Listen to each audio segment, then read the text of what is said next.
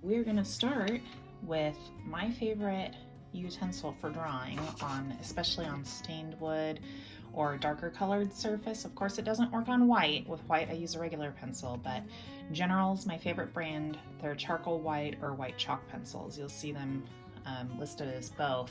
I already have one out here. It's short, well loved and well used, but I'm going to use this to lightly sketch out the shape of the petals so that I have guidelines to follow when I'm laying the paint.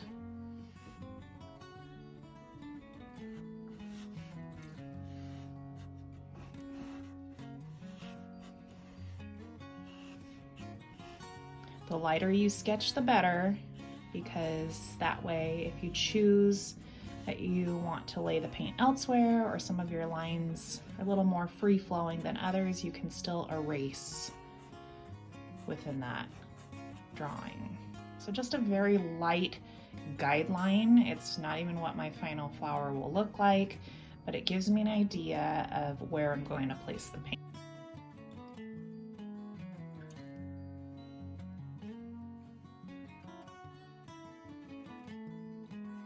Now for paint, I want to create a white flower, and white, of course, is never ever just pure white petals.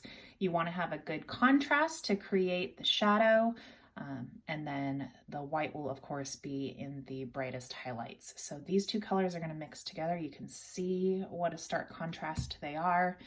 I believe this is Dragonfly by Bear, and this is Falling Snow by Bear, but you can pick any white and bluish gray color. That's what I'm going to be using for my shadows in these petals. As far as brush selection goes, there's quite a few options when creating petals on a flower, and I like to have lots of brushes at my fingertips, but since I'm not really teaching full-on brush technique right now, I'll do that in another video. We're gonna stick with the basics and go with a brush that almost everybody has on hand.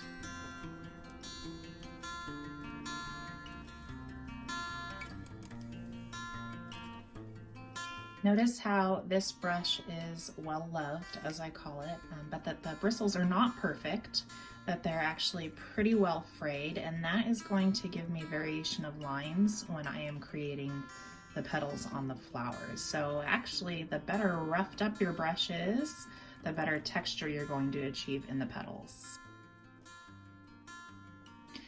To start, dip your brush in the dark paint. We always lay the dark paint first when we're doing a wet on wet technique. And create some base lines from the inner part of the flower towards the outer portion of the petals. And I'm not going to do the whole flower right this second because I want this paint to be wet. Acrylic paint dries very quickly, so you have to work quickly.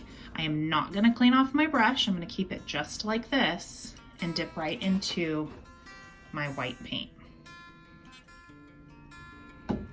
Starting at the top, I'm going to bring those swooping strokes down, and I'm going to dip frequently to get fresh white paint on my brush. And notice how the brush creates all the texture for you.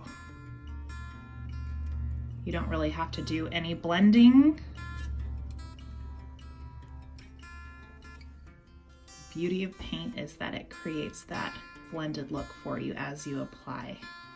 And you can go back and tweak it or add more strokes if you find a spot, like I don't really like how blue this spot is.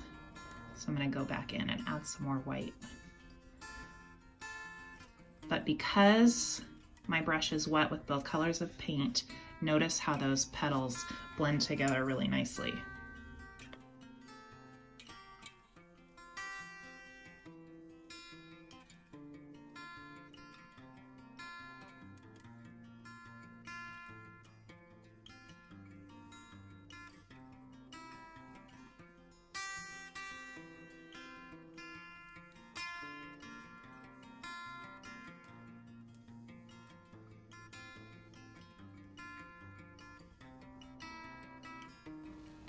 Use your darker color to fill in the center of the flower so you can create a base before you add the final finishing touches.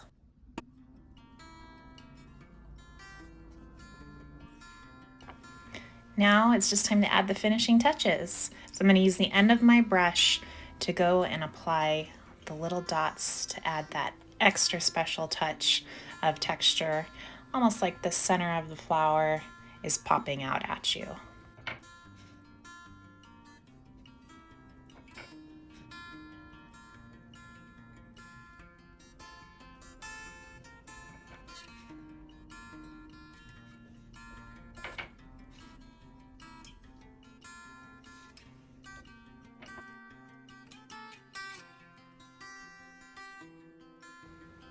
Now you can feel pretty good about creating a whimsical flower in a short period of time with the simplicity of acrylic paint and a good round brush. Thank you so much for watching, and if you enjoyed this video, please don't forget to give us a thumbs up and make sure you're subscribing. See you next time.